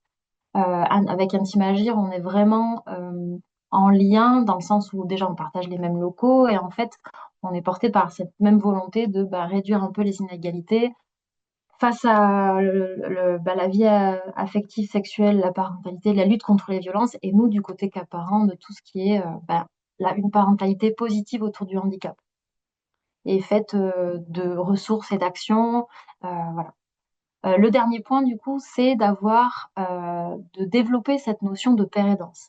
La pair aidance a un impact très positif sur toutes les personnes concernées, c'est-à-dire que quand on a une difficulté dans le quotidien, si on rencontre une personne qui a exactement eu les mêmes difficultés, qui peut témoigner de son parcours de résilience, etc., et en fait, l'impact, il est énorme. Si c'est un professionnel, oui, il y a un impact aussi, mais la pair aidance a vraiment un impact qui est vraiment non négligeable. Et nous, on a vocation au sein de Caparin et d'Intimagir justement de la développer et de la faire développer également sur les territoires. Ça rebondit sur la mise en réseau, les partenariats.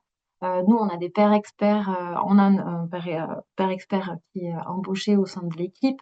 Et voilà, il y a des pairs expertises qui sont vraiment très bien développés sur la région. Et puis grâce à l'outil de visio et d'internet, il y a des pairs experts aussi au niveau national qui existent. Donc voilà, nous on est vraiment très axés là-dessus. Rien, comme disent les personnes, rien sur nous sans nous. Voilà, je suis désolée, je suis allée assez rapidement parce que il me semblait qu'il fallait qu'on termine à écart. Je vous laisse les coordonnées de Cap Parent. Si il y a des questionnements, s'il y a voilà, des recherches d'informations, de documents, de support Falc, vous pouvez nous contacter. Vous pouvez aller sur notre site internet également. Et voilà, je vous remercie de votre attention. Merci beaucoup, Jeanne, et merci vraiment à l'ensemble de nos intervenants pour ces belles présentations et le partage de toutes ces ressources. Madame Dekit, vous aviez aussi. Ah oui, j'aurais bien aimé, oui. Allez-y. J'aurais bien aimé, si vous mettez la diapo 12, terminer sur ce qui m'avait été effectivement demandé sur les politiques publiques, en disant que, bon, même si j'ai survolé les choses dans la mesure, de la même façon qu'on peut espérer de la santé dans toutes les politiques, grâce à des pionniers convaincants, maintenant il n'y a plus de texte de loi sans prendre en compte, et c'était rappelé dans le cadre de la stratégie sexuelle, de la santé sexuelle 2017-2030, il n'y a plus de texte de loi qui ne fasse pas état des spécificités des personnes en situation de handicap. Mais c'est pas inutile de rappeler le problème de l'accessibilité et du soutien des aidants qui sont indispensables parce que, mais souvent en grande difficulté, les différents types d'écoles inclusives d'insertion professionnelle, rappeler que les MDPH, il y en a une par département aussi, c'est des GIP entre État et département, que ce sont des guichets uniques, qu'on peut avoir plein d'informations là-dessus. Je laisserai là aussi le diaporama pour voir, pour permettre aux participants de connaître toutes les informations et toutes les données qu'on peut avoir par les MDPH. Rappeler le rôle des territoires inclusifs avec la coordination des acteurs essentiellement. On l'a vu dans vos présentations, le nombre des ressources est important, mais encore faut-il que tout le monde travaille ensemble. Et dans les évolutions des politiques publiques, la transformation de l'offre d'accompagnement avec le virage domiciliaire. Ça a été redit dans les 5 axes définis par le comité interministériel, merci Manon pour la suivante, du handicap, accès plus facile au droit, accueil et soutien dans le parcours, de la crèche à l'université, je dirais même avant, puisqu'on l'a vu sur les 1000 premiers jours, combien ils sont essentiels, l'accès à l'emploi. Vivre chez soi et se maintenir en bonne santé eu égard au vieillissement de la population, et puis être acteur véritablement dans les évolutions. Merci Manon pour la suite. Des évolutions régulières et surtout ces évolutions vers l'autonomisation. C'est pas si évident que ça. L'autodétermination, ça l'est encore moins. Et le recours au milieu ordinaire, ça nécessite véritablement une coordination des acteurs tout autour pour que ça puisse se mettre véritablement en place. Avec des obstacles persistants, les limites à l'inclusion, où que ce soit, et des réponses, comme la réponse accompagnée pour tous, et des nouveaux problèmes en accroissement, ça a été dit déjà, les troubles neurodéveloppementaux, la santé mentale, grande cause nationale, les addictions, leurs conséquences, la précarisation des jeunes et des moins jeunes, le poids des déterminants sociaux en matière de santé et de situation de handicap et l'importance de l'environnement. Oui, merci Manon. Je passe sur les modalités de compensation dans la mesure où, oui, on n'a pas le temps de revenir là-dessus, mais sachez que au niveau des MDPH, il y a la reconnaissance, l'accès aux droits, les modalités de compensation. Alors, dans les modalités de compensation, on a autant au niveau de l'emploi, reconnaissance de qualité de travailleurs handicapés, l'orientation vers le milieu ordinaire du travail, mais les centres d'éducation professionnelle, les établissements d'aide pour l'emploi et les emplois accompagnés. Oui, la suivante. Les établissements médico-sociaux, donc là aussi, la CDAPH va pouvoir décider de l'orientation des personnes en situation de handicap. La suivante. Je suis désolée d'aller la réponse accompagnée pour tous. Ben là, ce sont les différents éléments avec la réponse territorialisée, le changement des pratiques et l'accompagnement et le soutien par les pairs. On l'a vu, la paire-aidance. Tout ça pour un dispositif d'orientation permanent, ne jamais laisser, même dans les situations complexes, et surtout dans les situations complexes, quelqu'un au bord de la route. Mais ça nécessite véritablement une coordination de tous les acteurs et toutes les ressources d'un territoire. Oui, la suivante. De nouvelles questions sociétales, puisque c'était aussi une question qui m'avait été posée, avec ces nouveaux problèmes de santé publique, ces nouvelles représentations aussi sur la question du travail, la participation de la vie en communauté, qui ne se pose pas pour un certain pourcentage de la population et qui pose la question du pourquoi et la santé dans toutes les politiques pour une approche intégrée et systémique, unifiée de la santé publique, animale et environnementale. Merci et désolée d'avoir survolé ces dernières questions.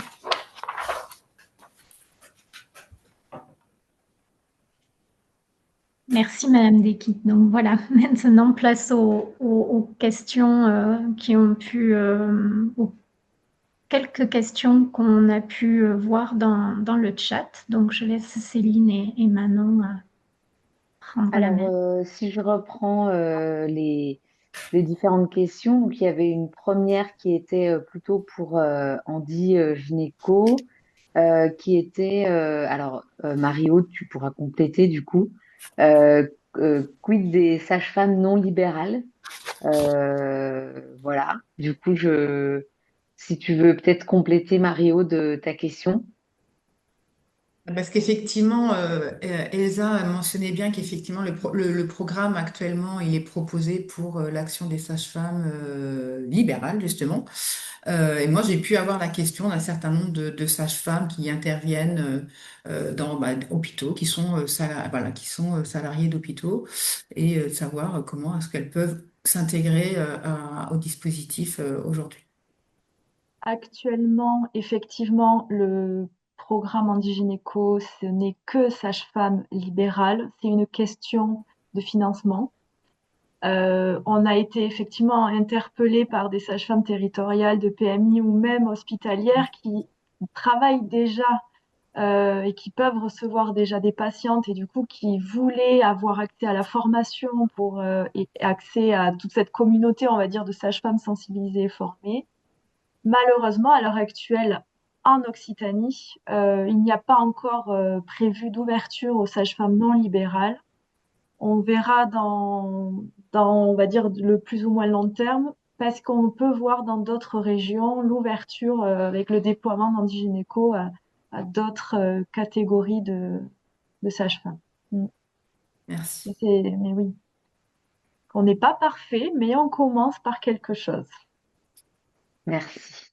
Donc, il y avait une autre question qui était comment un établissement social, médico-social peut identifier une sage-femme formée à la démarche sur son territoire. Alors, actuellement, on ne cartographie pas les sages-femmes formées parce on est en cours de formation et de recrutement. Dans le déploiement d'Andigynéco, le plus simple, nous, on fait vraiment l'intermédiaire et le partenariat. Donc, l'idée, c'est que quand un établissement souhaite participer à la démarche Andigynéco, s'inscrit via le site, je pourrais remettre à la limite, vous l'aurez sur le diapo ou sur le site Andigynéco Occitanie, il y a un lien d'inscription pour dire, voilà, moi je suis un établissement, masse ou femme, c'est vraiment les établissements ciblés, et on aimerait s'inscrire dans le projet. Et ensuite, nous, on a les sages-femmes qui sont aussi volontaires. On essaye de faire les appariements pour que la sage-femme libérale soit le plus proche de l'établissement, qu'elle n'ait pas 2 heures de route à faire. Enfin, en tout cas, qu'il y ait une logique pour que ça facilite le partenariat, mais sinon, c'est vraiment Andigynéco qui sommes vraiment entre la sage-femme et les établissements. Donc, pour le moment, elles sont pas cartographiées, mais le plus simple, c'est de nous contacter. Ok, merci. Alors, le développement Handigynéco sur le 46, donc dans le Lot, est prévu dans quel délai? Et la personne se manifeste pour être à disposition pour vous appuyer sur ce déploiement. Mais en tout cas, merci pour votre intérêt pour le projet. Dans le 46, la formation sage-femme, c'est mars, donc c'est tout bientôt. C'est premier trimestre 2026. En sachant que là, on va refaire un webinaire de présentation pour l'ensemble des sages-femmes de l'Occitanie pour leur représenter le, euh, le projet. Donc, si déjà vous connaissez des sages-femmes proches de chez vous qui travaillent dans vos établissements, sollicitez-les pour qu'elles puissent, elles, soit s'inscrire auprès de nous. Sinon, vous pouvez aussi nous solliciter directement et on vous met en relation après avec des sages-femmes qui sont inscrites dans le projet. Et en tout cas, merci Stéphanie, je prends note et j'espère que vous avez eu notre numéro. On peut rester en contact parce que mars, c'est de même par rapport à la formation et le début des consultations. L'idée, c'est que à partir du moment où il y a la formation, les sages-femmes peuvent faire les consultations en suivant. Et on prévoit une réunion qu'on appelle réunion tripartite, donc entre l'ORAN, qui représente Handigynéco, l'établissement et la sage-femme libérale, pour pouvoir faire connaissance et travailler le partenariat et que la sage-femme puisse prendre connaissance même des profils du handicap, de pouvoir visiter les locaux, s'approprier sa pratique et que vous aussi, vous puissiez lui poser des questions et voir un calendrier de participation en fonction des besoins. Donc c'est bientôt. On est en train de les organiser là, les formations pour 2026. Du coup, Stéphanie demandait juste une petite précision. Oui, c'est ce que je disais par rapport à la question de Marie-Aude. Actuellement, s'inscrivent dans le projet seulement les sages-femmes libérales et c'est une question pour faciliter le paiement et les démarches de financement. Ok, merci. Marie-Aude? Oui, moi je voulais rajouter quand même effectivement par rapport au Lot, puisqu'il y a eu le lancement aussi du comité départemental de la charte Romain Jacob dans le Lot, et il y avait l'intervention d'une de vos collègues cette journée-là, qui me disait qu'effectivement l'année prochaine aussi, le 20 mai, à Figeac, il y aura une journée qui va être proposée pour les établissements sur cette question de la vie affective et sexuelle des personnes en situation de handicap, comme ça a pu se faire dans d'autres territoires où j'ai pu participer également. Voilà. Donc le Lot est bien dans les visées de nos travaux, il n'y a pas de souci de ce côté-là. Alors moi j'avais une question plutôt pour Marie-Aude, mais peut-être qu'elle peut s'élargir aussi. Tout à l'heure, tu as évoqué le fait que 900 professionnels en Occitanie étaient référencés sur santé.fr et la question que je me posais, c'était quels sont aujourd'hui enfin, comment on peut favoriser C'est vrai. l'inscription de nouveaux professionnels? Qu'est-ce qui est mis en place peut-être par l'ARS aussi pour permettre de communiquer sur ce site et sur le fait que ça peut être vraiment pertinent pour l'ensemble des professionnels d'être référencés? Voilà. Donc effectivement, hein, merci, c'est vraiment un sujet qui est important. Comme vous avez pu le voir quand j'ai passé, en fait, le dispositif, l'annuaire d'accessibilité santé.fr a été créé et porté par APF France Handicap, donc qui est aussi sur cette gestion de la communication. Nous, à notre niveau, je dis nous parce qu'effectivement, il y a moi et puis les partenaires, et avec les différentes délégations départementales de l'ARS, ça va être aussi de porter effectivement à la connaissance des professionnels de santé dès lors qu'on fait nos interventions pour les inviter à s'inscrire. Parce que c'est une démarche qui est complètement volontaire et qui vraiment relève de la responsabilité, j'ai envie de dire, aussi déontologique de chaque professionnel. La semaine dernière, il y avait par exemple les Journées nationales des CPTS à Montpellier. J'y tenais un stand avec une bénévole élue de l'APF France Handicap Héros, Madame Catherine Chaptal. Et effectivement, on était autant à promouvoir les outils Coactis Santé que promouvoir l'inscription pour l'annuaire santé.fr. Donc, enfin, que la démarche, elle est vraiment multiple, que l'on soit effectivement, moi je travaille beaucoup avec les CPTS, en guichet inter-CPTS, comme j'ai pu le mentionner préalablement. Ben voilà, c'est aussi de renseigner sur l'existant, sur les possibles. Et puis après, il y a aussi les ambassadeurs, j'ai envie de dire. Et là, c'est vrai que souvent, les établissements médico-sociaux, les aidants, professionnels ou proches, sont aussi des personnes qui peuvent, dans le cadre de leur réseau, et des professionnels qu'ils côtoient dans le suivi de parcours de soins des personnes, d'inviter aussi les praticiens qui côtoient à s'inscrire sur ces dispositifs. Mais voilà, à la base, c'est quand même quelque chose qui est porté, pardon, par l'APF France Handicap. Ok. Elsa, si tu souhaites poser ta question directement. Marie-Aude, c'était plus sur le référencement de santé.fr. Je Ouais. vois la complexité de tenir à jour ces registres. Je me posais plus la question sur l'auto. Est-ce que c'est une auto-évaluation? Est-ce que les personnes qui souhaitent se référencer auto-évaluent leur accessibilité ou est-ce que, parce que, Ouais, je comprends. Alors en fait non, c'est pas. Enfin, ils sont guidés dans le guide, ils sont guidés dans leur inscription, parce qu'effectivement les professionnels donc sont invités à s'inscrire. Ils commencent par renseigner leur numéro RPPS, et puis après vont effectivement, ça va être sous forme de questionnements qui leur sont précisés. Donc ils sont vraiment guidés pour compléter en fait le support en question, ce qui va permettre d'accentuer. Ils vont avoir un questionnement spécifique qui peut être très précis, hein. Il y a les langues qui sont maîtrisées, aussi la langue des signes, mais pas uniquement, les langues différentes qu'on peut connaître. Mais ça va être aussi sur, effectivement, tout ce qui va être de l'accessibilité motrice, du mobilier, l'ouverture des portes, l'éclairage. Est-ce que le professionnel, pardon, a eu une expérience pour accueillir ou une formation pour accueillir tel et tel type de handicap? Voilà, mais ils sont guidés en fait dans la manière de remplir leurs documents. Et après, ils ont aussi, je pense, pour autant que je me souvienne, une case un peu libre pour effectivement pouvoir renseigner de manière plus spécifique leur accessibilité. Non, c'est vrai que c'est un annuaire qui est intéressant. Il existe d'autres annuaires, mais c'est le seul qui effectivement recense l'ensemble des professionnels et quelles que soient les professions concernés.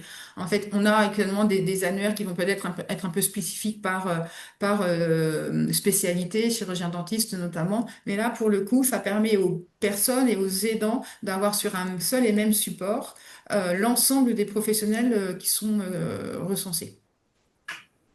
Très bien. Merci. Alors, on avait une autre question qui était si des sages-femmes PMI souhaitent se former, est-ce que c'est possible?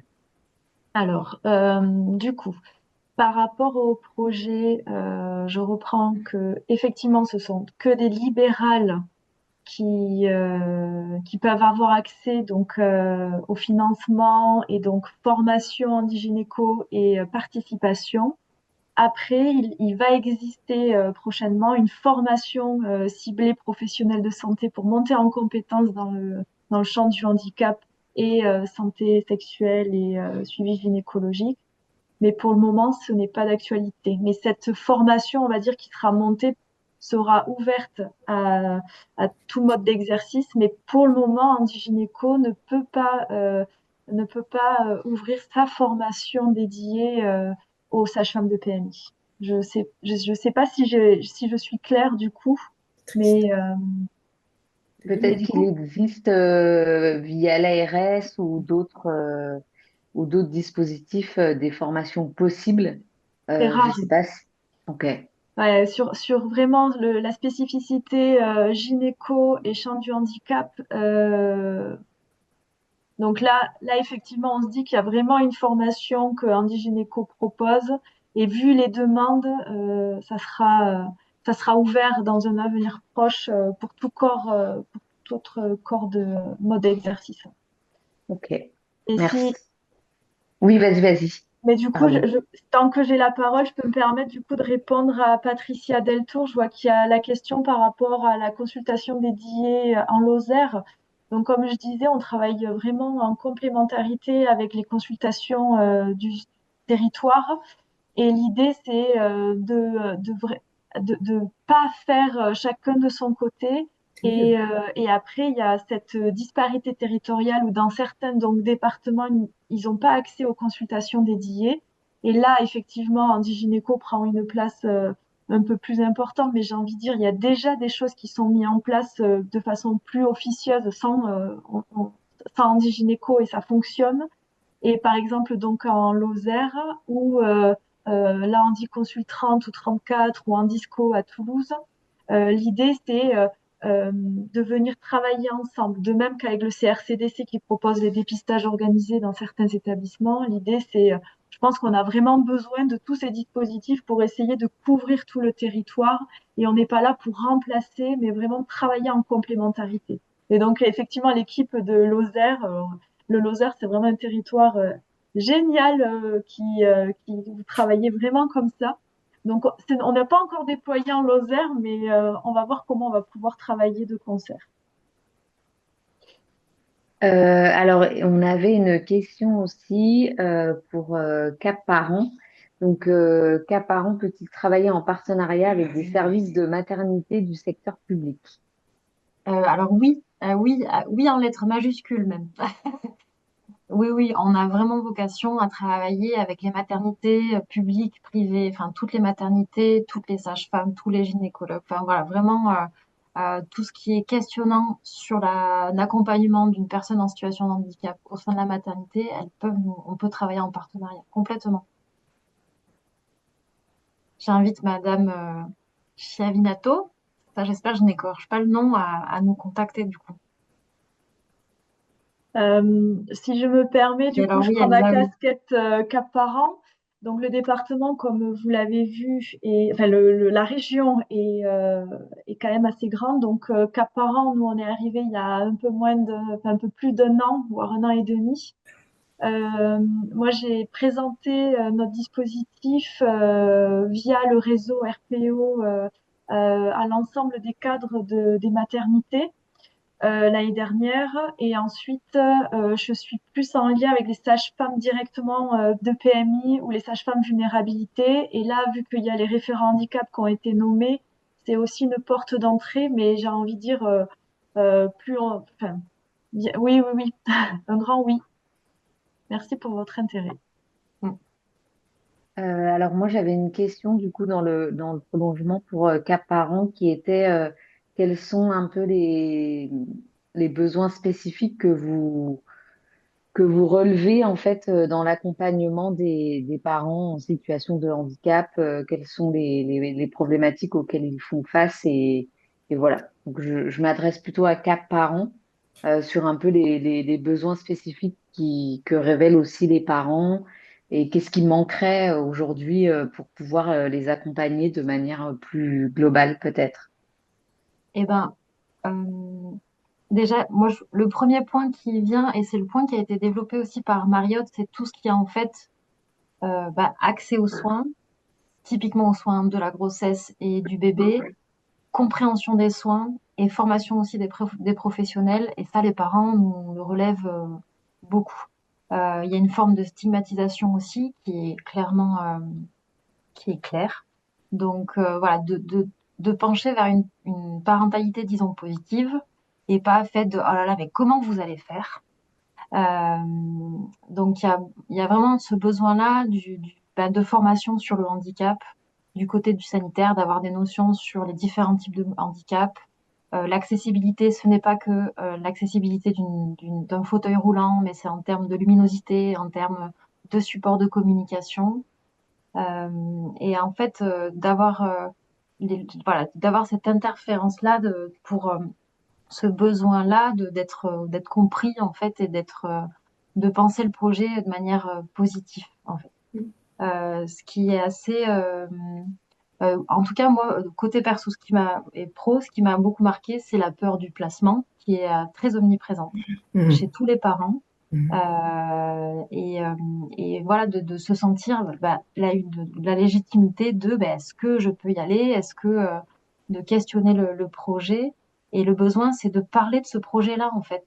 Parce que le désir d'enfant, enfin, il est propre à chacun et c'est un projet de penser en termes de logement, en termes d'adaptation du logement, d'adaptation de l'environnement. Et en fait, souvent, des fois, il y a ce désir d'enfant qui est très coupé de non, c'est pas possible. Alors que, pardon, je vois Madame Dick qui lève la main. Je voulais peut-être. Non, juste par rapport à ce que vous dites, Jeanne, c'est sûr que devenir parent quand on est en situation de handicap, c'est effectivement quand même balayer tout un ensemble de difficultés. Et c'est vrai que ça nécessite une évaluation de la situation, mais surtout de l'environnement dont qui bénéficie. Parce que je suis totalement d'accord avec vous, c'est trop dommage quand le projet a été mené pendant la grossesse de voir que l'enfant après est placé. Hein, on est bien d'accord. Donc, ça veut dire que c'est mettre en amont et anticiper tout un ensemble de difficultés possibles en ayant vraiment une bonne évaluation de la situation, hein, et du handicap, et une bonne connaissance du handicap, mais aussi de l'environnement dont bénéficient ces futurs parents. Hein. C'est surtout Exact- Exactement, c'est d'avoir une anticipation. En fait, sans situation de handicap, il y a une grossesse, il y a une anticipation du matériel, etc. Mais là, en fait, il y a une anticipation double, voire plus. oui, Et voilà, en fait, l'idée, c'est que les professionnels aussi s'en saisissent de cette anticipation-là, qu'elle ne soit pas uniquement portée par les parents, parce que c'est des fois, c'est trop lourd. tout à fait. C'est global. Et bon, de devenir parent, c'est une certaine charge aussi. Et l'idée de Cap Parents, c'est vraiment d'enlever cette charge d'adaptation au handicap. Mes côtés, voilà, professionnels aussi. Et il y a un intérêt côté professionnel. C'est pour ça que un grand oui pour la maternité en termes de partenariat, parce que côté sanitaire, il y a un intérêt pour les situations de handicap et il y a des choses qui fonctionnent. Donc, partageons tout ça et on est très volontaire là-dedans, quoi. Voilà. Je ne sais pas si j'ai répondu totalement. Merci.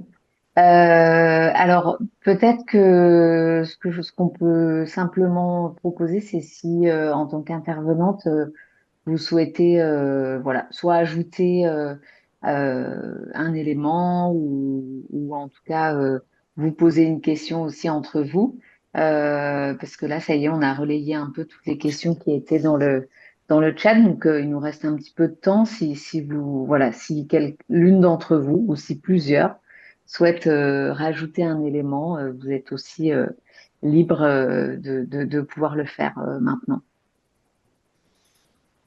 Moi, je veux bien, simplement pour... oui, je veux bien. Bien sûr. On peut dire qu'on a parlé de dispositifs extraordinaires qui sont mis en place avec une dynamique des acteurs et des porteurs de projets remarquables. Et vraiment, il faut s'en saisir. J'ai été un tout petit peu ennuyée par le fait, Elsa, de limiter effectivement cette formation à tel type d'exercice, même si vous dites qu'effectivement ça va se faire. On voit bien qu'il y a un certain nombre de freins et d'obstacles pour le travail ensemble qu'il faut absolument lever en restant sur un territoire donné et par rapport aux besoins énormes de toutes ces personnes en situation de handicap. Je suis sûre que vous seriez trop contente de voir les sages-femmes de l'hôpital public et de la PMI, pour celles qui sont volontaires, venir à vos côtés pour répondre à toutes ces demandes. Donc, je me dis, mais quand est-ce qu'on va pouvoir véritablement franchir ces barrières et mettre des passerelles? Les personnes en situation de handicap sont nombreuses, elles ont des attentes et des besoins dans le cadre des lois et sur lesquelles on peut véritablement se rapprocher, elles sont vertueuses et tout, sur une égalité d'accès. Manifestement, il faut que ces différents obstacles, on puisse les dépasser. Merci à vous. Merci. Marie-Aude? Oui, merci pour les informations des collègues. Effectivement, ça renforce toujours en fait moi la motivation à prolonger ces actions. Et c'est vrai qu'au travers des projets que l'on peut mener, ce qui est intéressant de voir, c'est la nécessaire articulation, mais difficile aussi, entre le secteur sanitaire, son jargon également, et puis le dispositif aussi, tout le monde médico-social. Il n'y a pas de compétition, c'est vraiment un travail de complémentarité qui doit être mené. Et on peut voir la question du partenariat, elle a pu être abordée tout à l'heure entre effectivement des sages-femmes qui vont aller intervenir dans des structures spécifiques, mais on voit également des filières handicap qui sont en train d'être mises en place pour certains accueils aux urgences entre des établissements médico-sociaux qui s'organisent et puis qui font des liens avec les services d'urgence, des formations. Hier, pour illustrer mon propos, j'ai pu avoir le témoignage donc la référente handicap pour le centre hospitalier Tarbes-Lourdes, donc toujours dans les Hautes-Pyrénées, où effectivement ils vont faire une formation obligatoire des professionnels des services d'urgence pour accueillir de manière adaptée les personnes. Donc ça demande effectivement quelquefois tout un travail de réorganisation des services, mais l'interconnaissance, elle est vraiment essentielle aussi, et de pouvoir favoriser un peu le vie ma vie, que des professionnels de santé aient un peu conscience de ce qui se passe dans les établissements médico-sociaux et comment ça fonctionne, et qu'à l'inverse aussi, les professionnels du médico-social aient à conscience la réalité des professionnels de santé du terrain qui sont amenés à rencontrer. Donc cette interconnaissance, elle est vraiment, je pense, essentielle pour qu'on puisse avancer vers une meilleure prise en charge des personnes. Merci. Elsa? Oui, du coup, c'était juste pour rebondir, en parler du coup des modes d'exercice de sage-femme, pourquoi pas les PMI, mais j'ai envie de dire, et pourquoi pas aussi ouvrir aux médecins, aux gynécos, aux médecins généralistes et tous ceux qui sont intéressés. Et, ouais. Et la question, bien sûr, a été posée. Et voilà. Mais actuellement, c'est comme ça, mais j'ai envie de dire, il n'y a rien qui est cloisonné, effectivement. On est plus Et fort ensemble.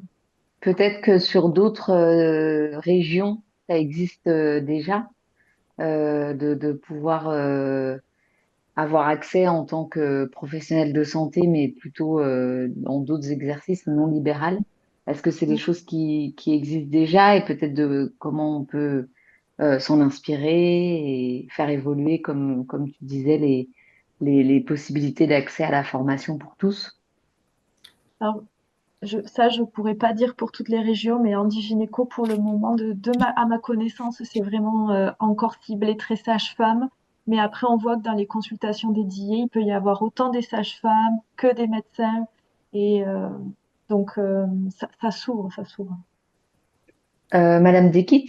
Juste pour redire effectivement que vous sachiez bien que les maisons départementales pour les personnes en situation de handicap sont véritablement un lieu de ressources et en matière d'information et d'autres par rapport au handicap.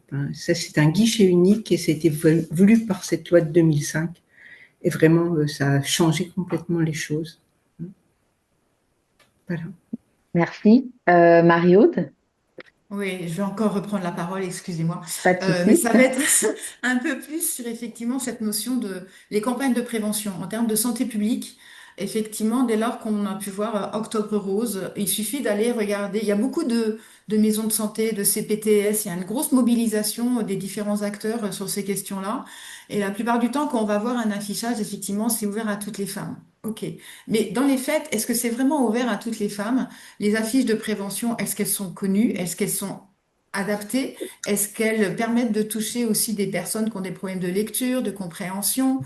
Bonne question. Les supports en facile à lire et à comprendre, ils sont existants, mais encore assez rares. Yeah. Et on le voit encore sur les dernières campagnes dépistage des cancers. On le voit encore sur la campagne actuelle liée Moi sans tabac. J'ai pu voir un support, mais que j'ai récupéré ce matin même un réseau avec lequel on travaille en Normandie pour le Moi sans tabac pour tous. Effectivement, il y a des supports qui doivent être aussi adaptés et repensés pour faire que cette question-là, elle soit vraiment un dépistage organisé pour l'ensemble des citoyens et Juste, citoyennes. très juste, Marie-Aude. Merci. Séverine, est-ce que on s'arrête là parce que je vois que certaines personnes quittent la vidéo, mais je crois qu'il y a une question. Ouais, il y a une dernière. Euh, Infirmier référent handicap sur le CH de Cahors. Je viens d'aller voir sur le site HandiConnect de nombreuses formations en présentiel concernant les Mm. IDE. Les infirmiers diplômés d'État. Les infirmiers. Ok, sont passées avec des dates 2025. Seront-elles mises à jour Oui, pour l'année oui, bien sûr. 2026 Donc, prochainement? ouais, alors effectivement, sur le site HandiConnect, alors nous, on n'est pas organisme de formation à proprement dit, effectivement. Donc, on fait le recensement de formations existantes. Donc voilà, on est un peu à une forme de portail où on essaye aussi effectivement d'aller vérifier la qualité de ce qui a pu être proposé. Donc, bien évidemment, le site HandiConnect sur ce volet formation est mis à jour. Mais potentiellement, comme vous pouvez voir quand vous faites votre recherche, vous avez aussi qui est le porteur de la formation et d'aller peut-être rechercher celle qui vous intéresse et qui a été adressée en 2025, peut-être d'aller voir effectivement sur l'organisme de formation quel est leur agenda pour l'année suivante, afin, de façon à ce que ça puisse aussi caler avec vos besoins. Parce que quand on fait des demandes de formation, il faut aussi pouvoir les anticiper en termes d'agenda et de gestion des compétences. Donc, pour pouvoir plus répondre à votre question, moi, je vous conseille de repérer l'organisme qui vous intéresse et d'aller après les contacter directement également pour l'année prochaine. Merci. Merci beaucoup, oui, pour toutes vos interventions. Écoutez, il est midi moins 2, à moins qu'il y ait une dernière question, mais je pense on a fait le tour. Donc, vous retrouverez l'ensemble des présentations et des contacts des intervenants, des intervenantes sur le site du DRAPS. On va vous envoyer également un lien pour l'évaluation. Donc, merci de prendre quelques minutes. Hein, c'est un questionnaire d'évaluation très court et pour nous, c'est important d'avoir vos retours pour toujours améliorer nos interventions. Voilà, donc encore un grand merci à tout le monde et on vous souhaite une très belle journée. Merci à tous.